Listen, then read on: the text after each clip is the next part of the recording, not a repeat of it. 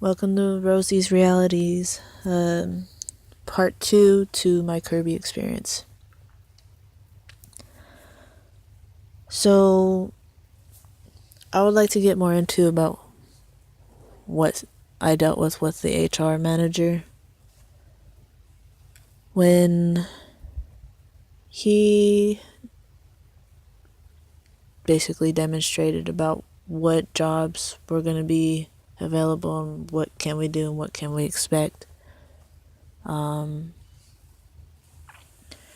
did a lot about how a lot of people here are going to quit because they don't have what it takes. And those of you that do stay, you do have what it takes. So don't let all those people from here try to trick you into not leaving. And, because they're the quitters, they're the ones that, don't have what it takes to make money.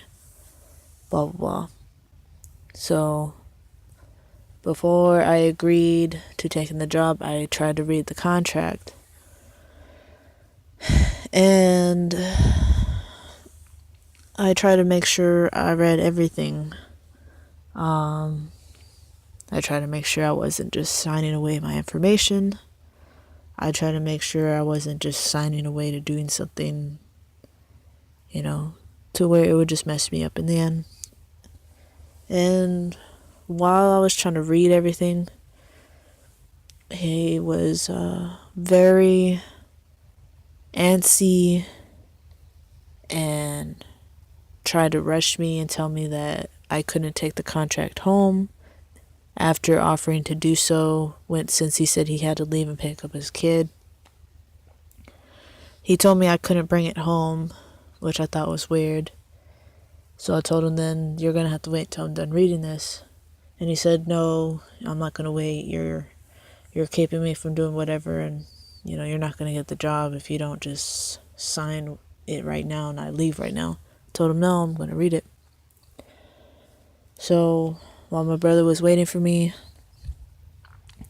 I was just there trying to read everything, and it basically just contradicted a lot of the things that he was saying in his interview demonstration, saying that it's commission based, saying that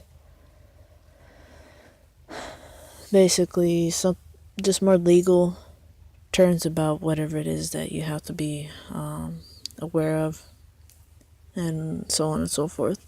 So reading that it was commission based and all this other stuff, I agreed to it because I used to do Avon with my mom a lot.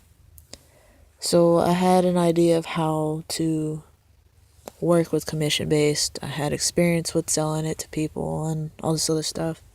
So I thought, why not? What ended up happening is that the day I started, he started to act more inappropriate after driving me here and there. And one day I had my brother with me in the car during that week, where he thought it was appropriate to start tickling me.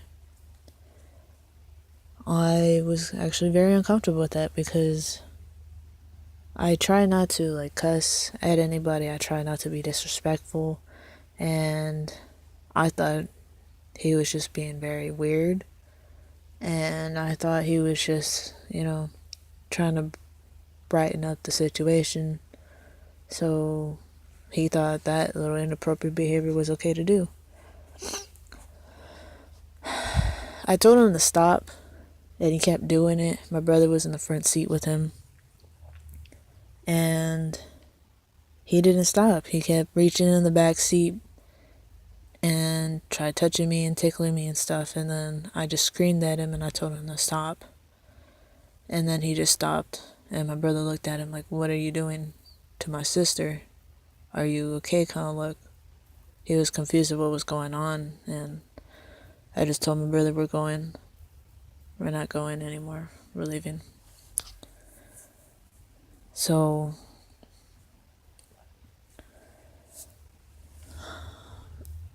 what ended up happening is that after those situations happened, it was just pretty much behavior like that every day, asking questions about what would be the weird, like the what would be the most like insane thing you have done or would do for money. And I would just tell him that's not something I would feel comfortable explaining or answering because that's just not who I am. And he's like, "Ah, oh, come on, tell me, you could tell me," and I was just like, "No, because I don't do stuff like that. I don't even think about doing stuff like that." And he would keep pressing it and keep pressing it. And then I just gave him the first thing that came to mind because I really wanted the conversation to stop. So I just told him, I don't know, I guess I don't know, like flashing somebody. And I thought he was just gonna laugh it off and then just be like, okay, and change the subject. But he thought that was more of a reason to just be like, oh, come on, that can't be it. Everybody would probably, that's like the lamest thing I've ever heard. Everybody would do this and that. So like, that's all you would do. That's all you would do. And I was just like, yeah, I really don't want to talk about this anymore. I'm gonna just, ask you to pull over in the middle of this highway right now so I could just walk home if you don't change the subject. And then he was just like, oh, I'm sorry, I didn't mean to be like this and that. I thought once you said to just be more comfortable and be myself, I thought, that's what you meant. I was just like, no, I meant it in a way to where we could just be friendly. And that was actually the first conversation I ever actually really had with him in private. Because that was the first time when him and I were left alone.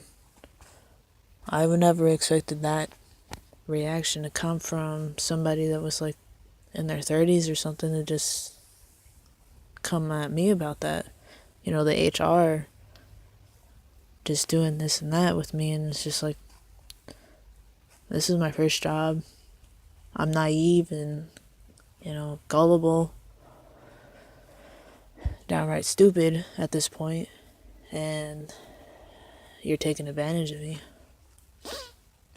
So, yeah, that was my experience with the HR.